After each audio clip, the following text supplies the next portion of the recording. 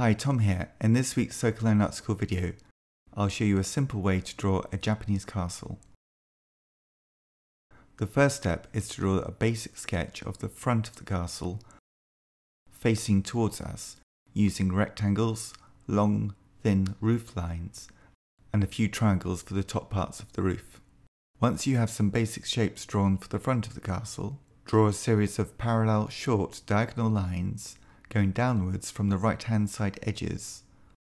This is a simple way to show the depth of the castle as it recedes away from us, the viewer. Next, add some outlines to the depth and darken the lines that you want to keep. Next, we can repeat this process with a more distant part of the castle, which is also a larger part of the castle. Draw the front-facing side first, using very basic shapes of rectangles and triangles. And then draw more diagonal parallel lines to the right to show the depth of the second part of the castle. Once you have these basic shapes, you could add some details to the roof structures and some small windows. You could add some shading to your drawing. For this drawing, I use a 4B pencil, but any soft art pencil would be good to use. If you'd like to learn more, please visit circlelineartschool.com, where you'll find full details of my online drawing courses for beginners. Next up, see the drawing unfold so that you can follow along.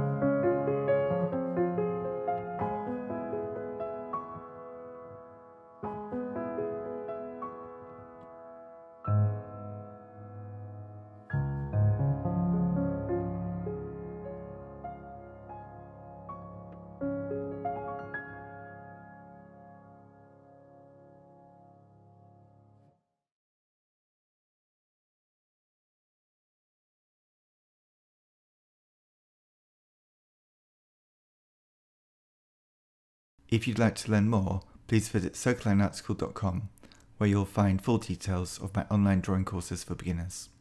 Thanks for watching and see you next time.